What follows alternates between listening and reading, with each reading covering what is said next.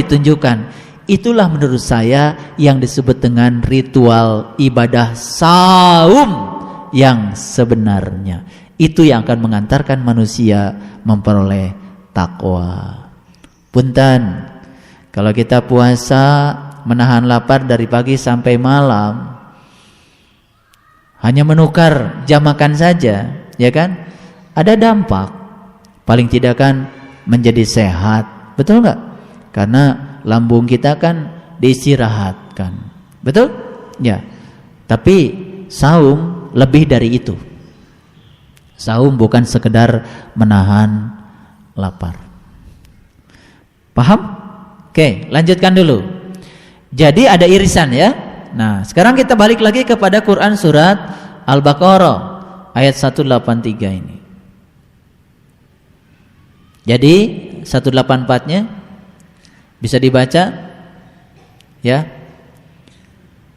Ayat 185-nya nanti bisa dibaca.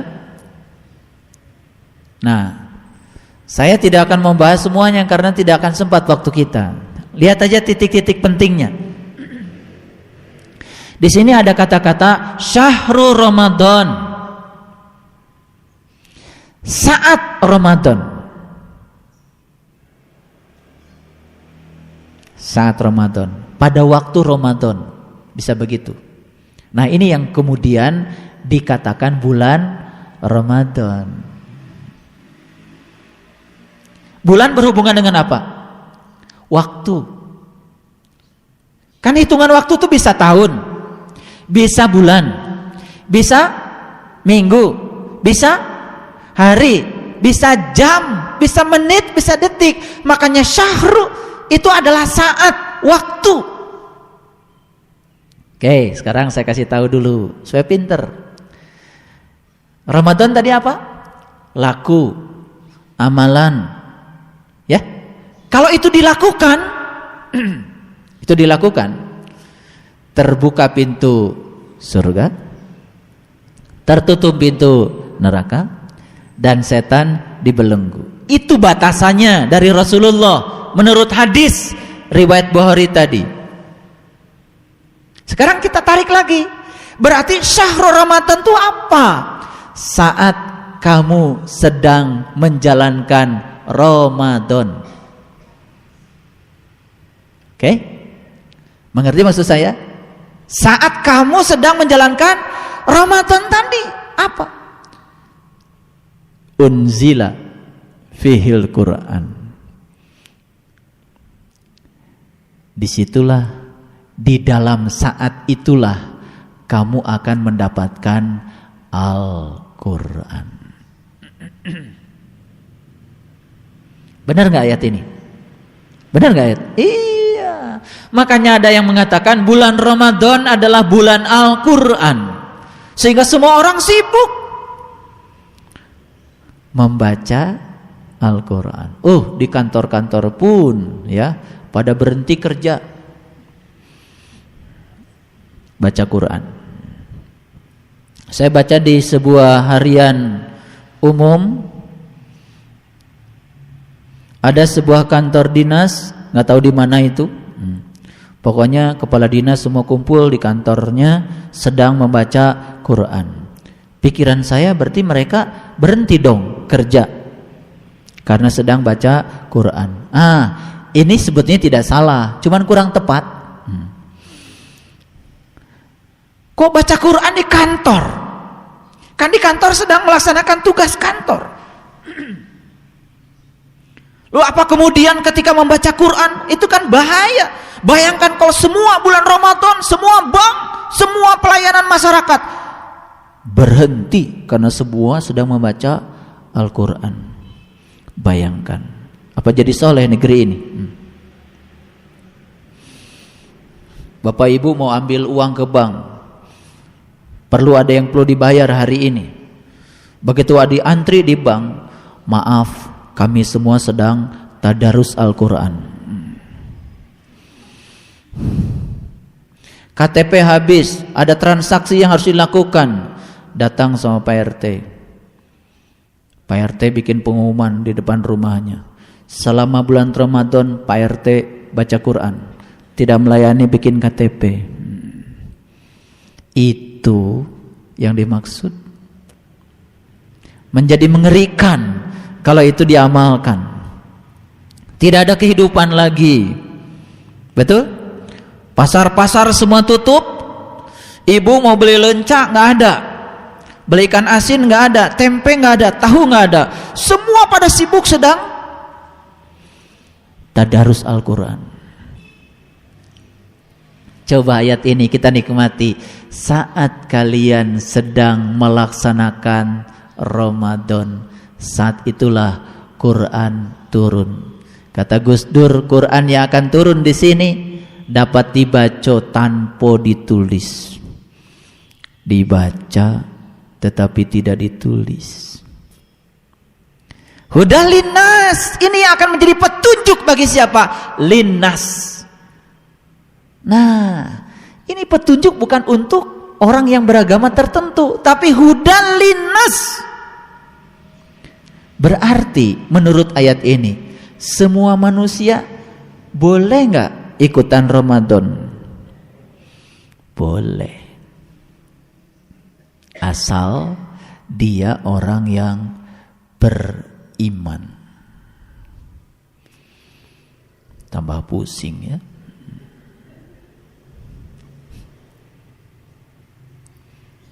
Memang kalau ngaji Quran itu tali temalinya kita hubungkan, benar memahaminya perlu penalaran yang cukup.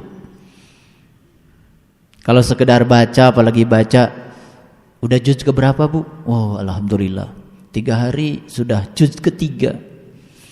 Ngerti yang bagian mana ibu? Pokoknya baca deh. Mengerikan. Tetapi kalau kalian mau baca ya silahkan aja. Kalau cuma baca kan tidak menjamin kalau Quran jadi petunjuk. Baik, kita lanjutkan. Syahrul Ramadan alladzi unzila fihil Quran hudal linnas wa bayyinatin minal huda wal furqan.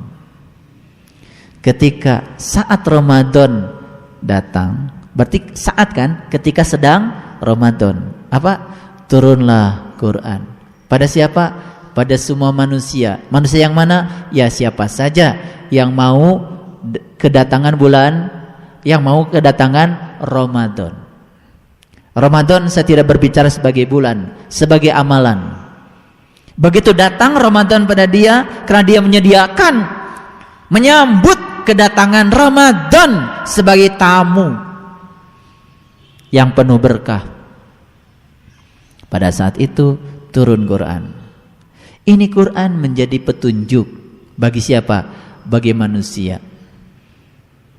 Inilah yang akan bisa membedakan mana yang hak, mana yang batil. Itu yang disebut dengan wabayyinati minal huda wal furqan. Indah gak Quran? Indah sekali. Jadi kalau gitu menurut ayat ini Ramadan apa? Saat dimana Quran turun. Nah, kita mengenal yang disebut dengan nuzulul Quran. Nuzulul Quran saat Quran turun. Tanggal berapa? Tanggal 17 Ramadan. Saya tanya sekarang, tanggal 17 Ramadan dalam setahun ada berapa kali? Sehari.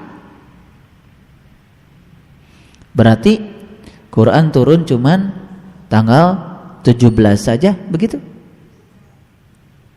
Pelit banget ya Allah. Sudah bulannya cuman sekali, harinya punya sekali. Padahal kita rindu banget ya baca Quran. Tapi Qurannya gak turun-turun. Nunggu tanggal 17. Tuh, ketemu lagi angka 17. 17 itu 10 ditambah 7. Kau gunakan yang 10 untuk menutup yang 7. Turun Quran. Suka ikut peringatan nuzul Quran? Diperingati tiap tanggal 17. Kasihan deh lo.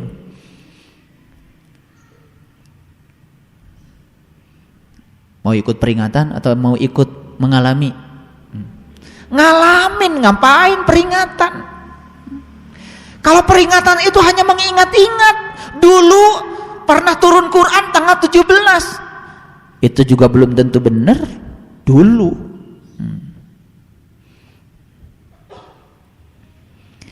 Nabi Muhammad mengumumkan, aku menerima wahyu yang pertama itu tanggal 17 bulan Ramadan. Suratnya surat Al-Alaq. Bunyinya, Iqra bismi rabbikal ladzi khalaq, khalaqal insana min 'alaq, Iqra wa rabbukal akram, allazi 'allama bil qalam, 'allamal insan ma lam ya'lam. Sok atuh dipahami. Memang menurut sejarah surat Al-Alaq ayat 1 sampai 5 turunnya pertama kali tanggal 17 bulan Ramadan. Tetapi pengalaman tentang ayat itu bisa turun setiap saat pada siapa saja yang mau kehadiran Ramadan. Lihat pengertiannya. Iqra, bacalah, lihatlah, pelanglah. Melihat pakai apa? Ya pakai mata. Mata mana? Mata kolbumu. Kalau gitu harus dibuka mata kolbunya. Buka dengan 17. Apa yang diikra?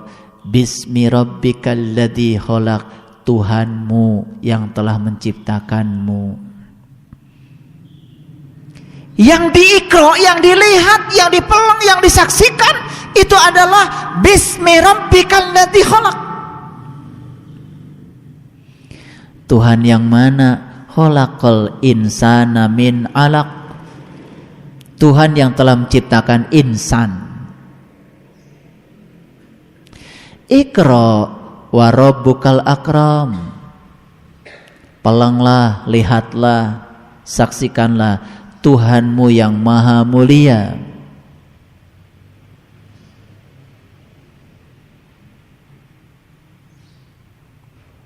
Iqra wa rabbukal akram, alladzi 'allama bil qalam, yang telah mengajarkan manusia dengan penanya sendiri. Mau gak diajarkan Allah dengan penanya sendiri? Mau? Mau? Bodoh kalau gak mau. Bagaimana cara Allah mengajarkan kita dengan penanya itu? Allazi 'allama bil qalam, 'allamal insan ma lam ya'lam. Dia akan mengajarkan manusia apa yang belum diketahuinya. Kalau kalian belajar agama dari buku, itu berarti bukan alladzi 'allama bil qalam. Kalau belajar agama kata orang, itu berarti bukan alladzi 'allama bil qalam. Belajar agama yang sebenarnya kata Allah itu yang diajarkan langsung oleh penanya sendiri. Dan dia akan mengajarkanmu apa yang kamu tidak ketahui. Sampai di situ. Lalu dilanjutkan ke sana. Alladzi 'allama bil qalam, 'allamal insana ma lam ya'lam. Nah, surat Al-Alaq kan tidak sampai di situ. Yuk kita baca. Dari awal kita baca. Bismillahirrahmanirrahim. Iqra bismi rabbikal ladzi khalaq, khalaqal insana min 'alaq, Iqra wa rabbukal akram, allazi 'allama bil qalam, 'allamal insana ma lam ya'lam. Kalla innal insana layatgha ar-ra'ahu istaghna, inna ila rabbika ruj'a, ara'aital ladzi yanha 'abdan idza shalla, ara'aita in kana 'alal huda aw amara bittaqwa ara'aita in kadzdzaba wa tawalla alam ya'lam bi annallaha yara kalla la illam yantahi lanasfa'an bin nasiyah nasiyatin kadibatin khati'ah falyad'u nadiyah sanad'u zabbaniyata kalla kalla la tuti'hu wasjud waqtarib. Umur sudah berapa? Sudah berapa kali ikutan bulan puasa? Bukan bulan Ramadan, bulan puasa. Surat Al-Alaq saja sampai sekarang belum hafal. 1-5 hafal? Siapa yang hafal 1-5? Ya, alhamdulillah Pak, hafal 1-5. Ya, itu udah bagus. Udah bagus. Sekarang coba pahami isi surat Al-Alaq. Dalam sekali. Ternyata yang diiqra di situ adalah Bismi rabbikal ladzi khalaq. Tuhan yang telah menciptakanmu. Itu yang pertama kali dilihat Nabi Muhammad sampai menggigil di Gua Hira, di Jabal Nur. Siapa yang pernah pergi ke Gua Hira? Di situ hanya ada satu tempat untuk duduk. Tidak mungkin bisa berdiri. Jadi selama di situ Nabi Muhammad melaksanakan sholat. Dalam beberapa hadis dikatakan Nabi Muhammad di situ melaksanakan sholat, tapi sholatnya sholat duduk. Bahkan Siti Aisyah mengatakan, aku sering melihat Rasulullah sholat setiap ba'da asar dan sholatnya ada sholat duduk. Padahal setiap sholat asar tidak ada sholat sunnah. Betul nggak? Iya. Sholat apa itu? Tuh, disitulah sebetulnya rahasianya Ramadan.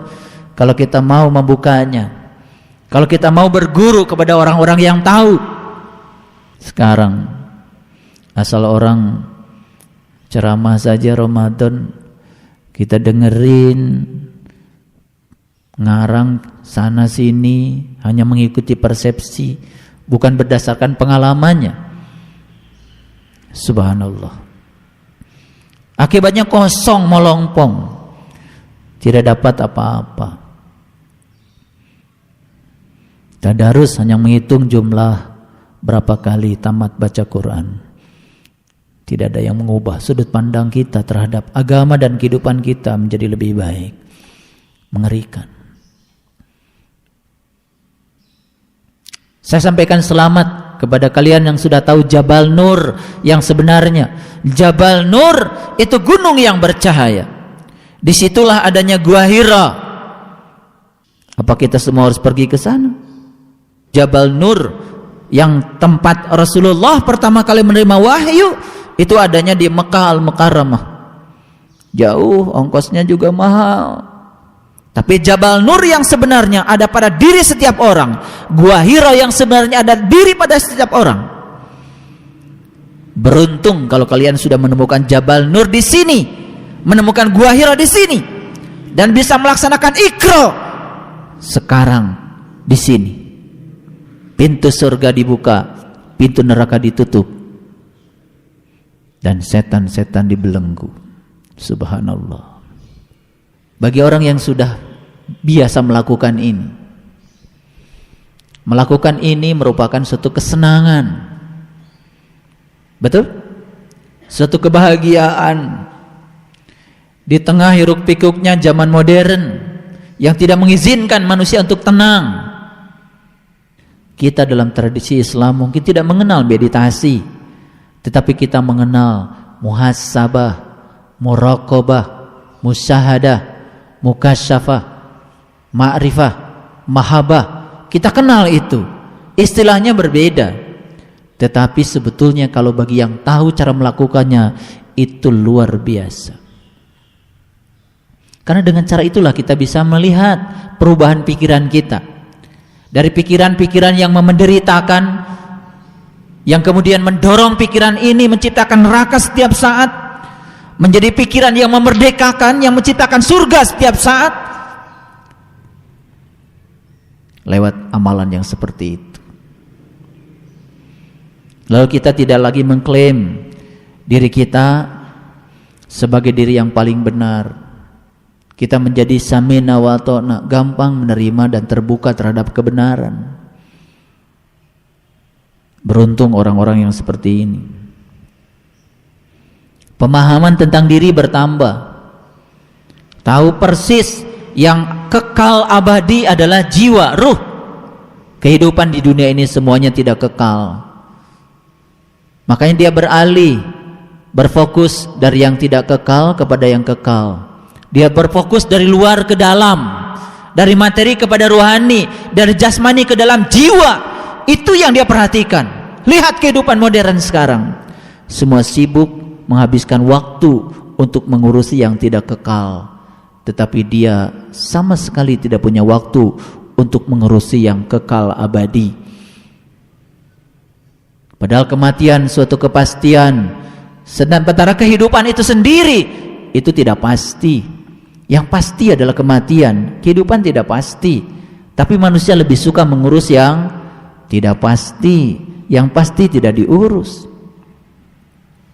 Lalu semakin hari semakin sulit kita untuk keluar dari jeratan-jeratan materialisme, dari jebakan-jebakan materi yang akan mengkungkung kita di situ. Aneh. Seorang ibu, seorang bapak dengan alasan cinta pada keluarga, kemudian dia mengambil pilihan untuk sibuk mencari nafkah, dan kesibukannya itu dilegalkan dengan atas nama cinta pada keluarga. Padahal ujung berikutnya apa? Mentelantarkan keluarga. Saat pulang ke rumah, anak-anak sudah tidur. Saat berangkat dari rumah, anak-anak masih tidur. Anak-anak dikasih tablet dengan kapasitas memori yang luar biasa. Di rumah dikasih wifi. Anak-anak mengunci diri sendiri-sendiri di kamarnya masing-masing. Rumah itu kayak rumah kosan. Tidak pernah ada acara makan malam bersama, apalagi sholat berjamaah bersama. Atau ketika bulan Ramadan ini taraweh bersama. Kumpul semuanya, indah. Makanya kalau saya selama bulan Ramadan, selama bulan puasa, saya jadikan menjadi bulan edukasi buat keluarga. Sebelum berbuka kita ngumpul bersama. Saat berbuka kita berdoa bersama. Habis berbuka kasih pencerahan sedikit menjelang salat tarawih. Salat tarawih bersama. Ketemu lagi, makan sahur bersama, doa bersama lagi, salat subuh bersama. Proses edukasi, kesempatan, momen yang sangat baik untuk mendidik keluarga.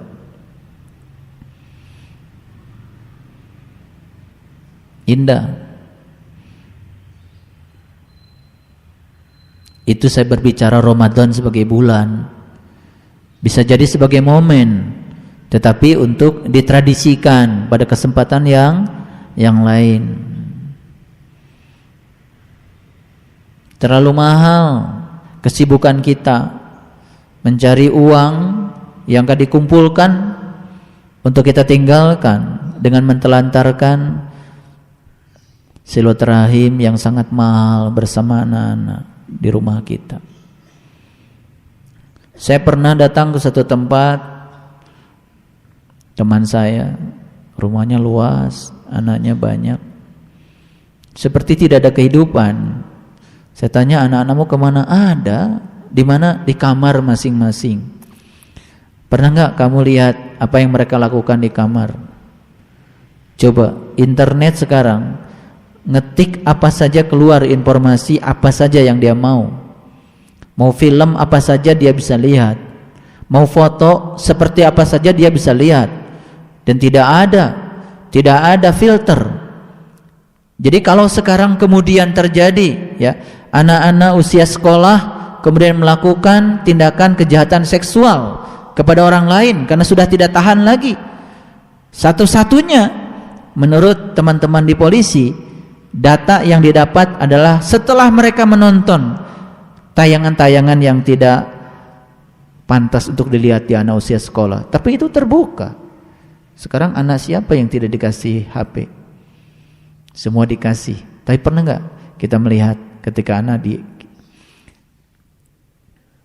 saya lihat di sini di tab saya, bekas anak saya membuka. Di sini bekas belajar listening, belajar speaking, ada bekasnya saya lihat terus. Tidak ada bekas dia membuka yang lain kecuali informasi tentang belajar, cari soal UN untuk latihan karena menjelang UN. Semua informasi ada di sini. Kalau benar memanfaatkannya bisa terjadi literasi, proses melek kepada informasi. Tapi kalau salah, itu bisa mencelakakan anak-anak kita. Makanya sebaiknya kalau mereka buka yang seperti ini di depan kita. Saya sering melihat di acara makan malam di restoran, makan malam sebuah keluarga, sesampai di restoran masing-masing sibuk dengan HP-nya masing-masing. Sampai lupa kalau makanan sudah disuguhkan oleh resepsionis. Saking sibuknya. Subhanallah. Sekarang kita lihat di tempat-tempat menunggu di terminal kereta api, di terminal pesawat, semua orang sibuk sendiri-sendiri, punya dunianya masing-masing, toh. Nah, kalau itu sedang mengkaji informasi, melek kepada informasi yang positif, mungkin itu positif-positif saja. Tetapi kalau itu tidak ada kendali, itu sangat berbahaya. Akibatnya sekarang timbullah orang-orang yang egois, tidak peduli pada orang lain, berboro memperhatikan kesulitan orang lain, menolong orang lain, karena dia juga sibuk dengan dirinya sendiri. Jadi sekarang menjadi timbul orang-orang yang sangat individualis, ya, sulit untuk bisa melihat kesulitan orang lain, apalagi punya keinginan membahagiakan orang lain. Subhanallah. Baik. Para sahabatku yang dirahmati oleh Allah, ayah bunda semuanya. Sampai di sini sudah dapat gambaran ya? Ya. Pertama tentang hadis tadi, ketika Ramadan datang, maka pintu-pintu surga dibuka, pintu neraka ditutup, setan dibelenggu. Berarti Ramadan itu bisa datang kapan saja. Kalau kita ingin agar Ramadan itu bisa datang kapan saja, berarti pintu surga bisa terbuka kapan saja, pintu neraka bisa ditutup kapan saja. Kalau Ramadan dipahami sebagai bulan, mengerikan. Karena apa? Pintu surga dibuka hanya sebulan dalam setahun. Pintu neraka dibuka 11 bulan dalam setahun. Setan merajalela 11 bulan dalam setahun. Kenyataannya setan merajalela setiap saat. Bulan Ramadan setan tambah banyak. Itu sebabnya kita beralih mentransformasikan Ramadan sedikit naik ke atas, bukan sekedar nama bulan, tapi Ramadan sebagai sebuah amalan yang dapat membukakan pintu surga, menutup pintu neraka, dan setan-setan dibelenggu. Indah gak Ramadan kayak gini? Nah, Ramadan yang seperti inilah yang akan menghasilkan kerinduan mudik. Rindu enggak Bapak Ibu mudik? Yang dari Tasik rindu Tasik, yang dari Garut rindu Garut gitu, yang dari Majalengka rindu Majalengka gitu. Ya wajarlah, kerinduan kampung halaman toh, tempat kita dilahirkan. Tetapi itu tradisi puasa, tradisi lebaran, tradisi Ramadan, itu mudiknya bukan itu. Saya tidak bicara tradisi lebaran, ini tradisi Idul Fitri. Idul Fitri berhubungan dengan Ramadan. Ramadan bukan sebagai nama bulan. Tradisinya adalah selesai Ramadan rindu ke kampung asal. Dari mana kampung asal kita? Kan dari Allah. Kita ingin segera kembali kepada Allah. Kerinduan kepada Allah hanya terjadi kalau saat kita sedang Ramadan kita bertemu dengan dia. Masuk akal? Iya. Makanya pada saat selesai Ramadan dipungkas dengan takbiran. Ya toh? Allahu Akbar, Allahu Akbar, Allahu Akbar, La ilaha illallah, Allahu Akbar, Allahu Akbar, walillahil hamd. Coba selami maknanya. Allah Maha Besar, Allah Maha Besar, Allah Maha Besar. Tidak ada Tuhan selain Allah. Allah Maha Besar, Allah Maha Besar. Segala puji hanya milik Allah. Sekali-kali kayaknya takbiran kita pakai bahasa Indonesia ya, biar agak dalam. Tapi jadi aneh. Takbiran di Masjid Anu tuh pakai bahasa Indonesia. Dianggap aneh. Padahal siapa jadi? Karena dia menyelami artinya kan jadi tahu. Betul nggak? Coba kalau takbiran datang, mohon maaf Bapak Ibu, tersentuh nggak oleh kalimat takbir itu? Enggak, karena nggak tahu. Paling juga ditanya lagi apa? Takbiran. Apalagi kalau udah pakai dulag ya, pakai beduk dipukul, udah. Cuman itu saja. Padahal beduk itu lambang dari kolbu. Dipukul, itu digetarkan. Mana kolbu? Yaitu pukuli dengan apa? Dengan tongkat. Tongkat yang dipakainya tongkat Nabi Musa harusnya. Betul nggak? Iya. Jadi ketika pukul di beduk itu tradisi dari para leluhur, para wali. Makanya sampai sekarang ada yang masih menggunakan tradisi itu. Beduk dipukul. Beduk itu sebenarnya lambang dari kolbu. Ya. Kalau dipukul kan terjadi getaran, ada getarannya kan? Itu sebetulnya. Tapi kan tidak mengerti pesan yang ada di situ. Ya, itu. Ya. Semoga kita bisa takbiran dalam dimensi yang lain. Ya. Ketika sudah menyaksikan kebesarannya di segala ufuk, yang penting pada dirimu sendiri terjadi takbiran di dalam diri kita. Apa takbirannya? Allah Maha Besar, Allah Maha Besar, Allah Maha Besar. Aku sudah menyaksikan kebesaran-Mu ya Allah, yang Kau bentangkan di segala ufuk. Dan yang paling penting, aku sudah menyaksikan kebesaran-Mu yang Kau bentangkan pada diriku sendiri. Betapa kecilnya aku, betapa tidak berartinya diriku di hadapan-Mu ya Allah. Aku percayakan hidupku, matiku, ibadahku, salatku hanya Padamu. Itulah ungkapan Allahu Akbar yang lebih dalam lagi, bukan sekedar ucapan. Tidak ada Tuhan selain Engkau.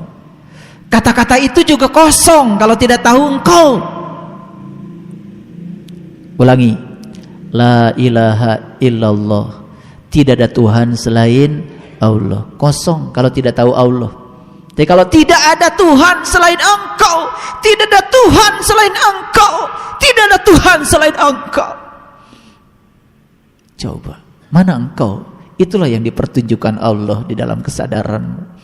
Itu yang kau saksikan berulang kali pagi petang pada saat Ramadan. Jadi kata-kata la ilaha illallah, la ilaha illallah bukan sekedar dinazamkan, bukan sekedar dinyanyikan dengan suara yang merdu, tapi masuk ke dalam diri kita. Tidak ada Tuhan selain Engkau, tidak ada Tuhan selain Engkau. Allahu Akbar. Maha besar Engkau, segala puji hanya milik-Mu ya Allah. Habis seluruh pujian untuk Allah. Tidak ada perasaan berjasa, tidak ingin dipuji, disanjung oleh siapapun, semua habis untuk Allah. Coba takbiran itu jangan menunggu datangnya malam Lebaran. Coba kalian takbir dari sekarang.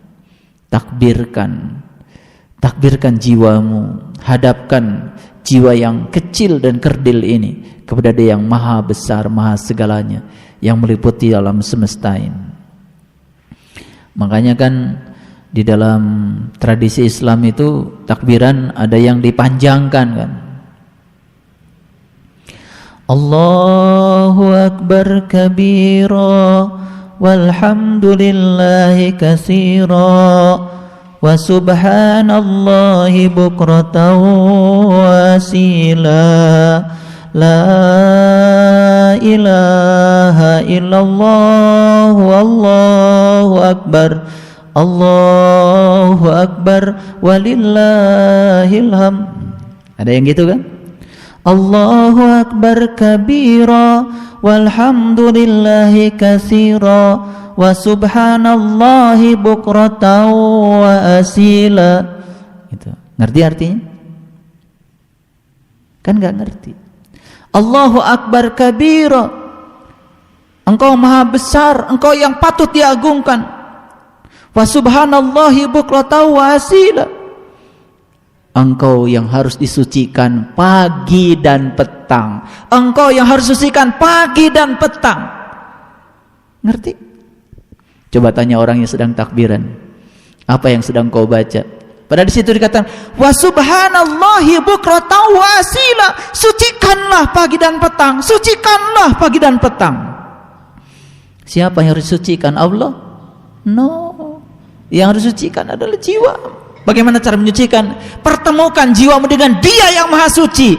Minimal pagi dan petang. Ramadankan minimal pagi dan petang. Kan ada takbir yang pendek, ada takbir yang sedang. Itu yang sedang. Allahu akbar kabira walhamdulillahi katsira wa subhanallahi bukratan wa asila la ilaha illallah wallahu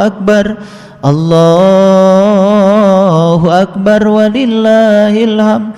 Bagaimana kita bisa mengagungkan Allah kalau kita tidak bisa menyucikan Dia pagi dan petang? Ada lagi takbir yang panjang.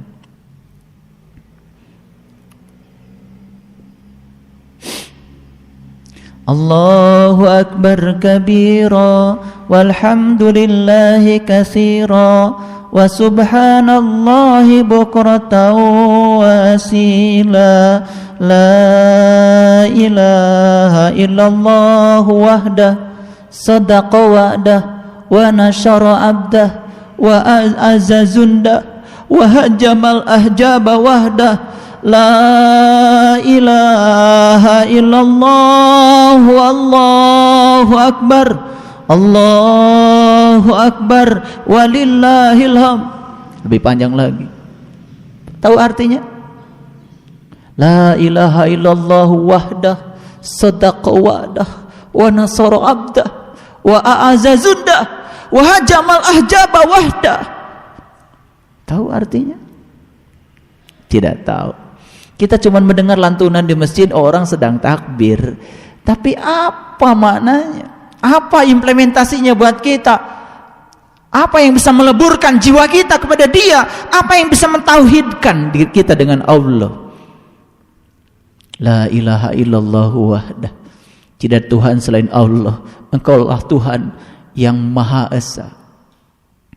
Sadaqa wa'dah wa nasara abdah, Engkaulah penolong para abdinya. Engkaulah yang bisa menolong aku, satu-satunya penolongku. Wa nasara abdah wa azazudda wa hajamal ahjaba wahdah. Ya, oke. Nanti kalau ke toko buku cari buku takbir, coba baca selami. Coba kalian takbir, nggak usah menunggu bulan Ramadan berakhir. Coba nanti bacalah alunan takbir itu dengan kelembutan, dengan pengertian, dengan kedalaman. Lakukan setiap malam takbir itu, indah luar biasa. Kita juga disadarkan, kita harus menyucikan diri kita pagi, petang, pagi, petang. Itu kan dinyatakan dalam takbiran kita. Tapi kita tidak pernah tahu mana yang tersimpan di dalamnya.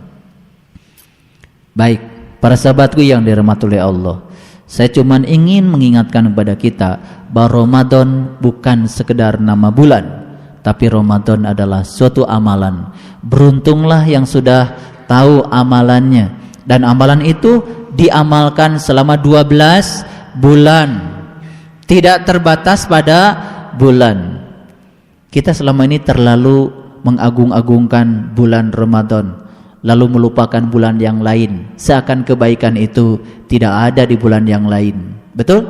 Seakan-akan sedekah itu hanya di bulan Ramadan, menyantuni anak yatim itu hanya di bulan Ramadan. Kalau begitu disetel aja perutnya anak yatim supaya laparnya Ramadan saja. Karena orang kaya baru-baru menyumbang di bulan Ramadan, bilang sama anak yatim, di bulan lain 11 bulan kau jangan lapar, karena kami baru akan nyumbang entar Ramadan. Mengerikan. Saya cuma ingin kita semua tidak ikut menjadi bodoh, tidak menjadi orang yang jahil. Ayo deh, berbuat kebaikan di bulan manapun baik sama baiknya, berbuat kejahatan di bulan manapun sama buruknya. Oleh karena itu, mari kita tradisikan berbuat baik setiap saat. Karena ada doa, ya Allah, pertemukan aku dengan bulan Ramadan. Sekarang saya kasih doanya, ya Allah, pertemukan aku setiap saat dengan Ramadan, agar aku bisa membuka pintu surga setiap saat, menutup pintu neraka setiap saat, dan agar setan-setan yang ada dalam diriku terbelenggu setiap saat. Jangan menunggu, doanya itu kelamaan. Tapi karena diajarkannya begitu kan, di doanya begitu, ya Allah, pertemukan aku di bulan Ramadan tahun depan. Gimana kalau nggak ketemu? Udah ketemu dengan bulannya juga biasa-biasa saja. Betul? Iya. Nah, satu ayat lagi. Saya tidak membahas surat Al-Baqarah ini secara panjang lebar, kata per kata. Tolong dilihat ini. Lihat, ini ayat lanjutannya. Tadi ayat 183, 184, 185, 186, 187, 188, 188, 189. Tolong nanti dibaca sampai di rumah. Ya. Dibaca dari 183 terus dibaca sampai ayat 188. Paham? Kalau ada yang tidak mengerti boleh tanya sama saya. Kalau nanya tentang ayat jangan pakai SMS. Banyak yang nanya, aduh Pak tolong jelaskan Quran surat anu ayat anu. Aduh, ngerjain banget sama guru. Kalau mau nanya datang ke rumah, Pak saya mau nanya surat anu ayat anu. Datanglah ke rumah sambil ngabuburit. Jadi di bulan puasa ada tradisi ngabuburit, tapi untuk Ramadan tidak ada ngabuburit.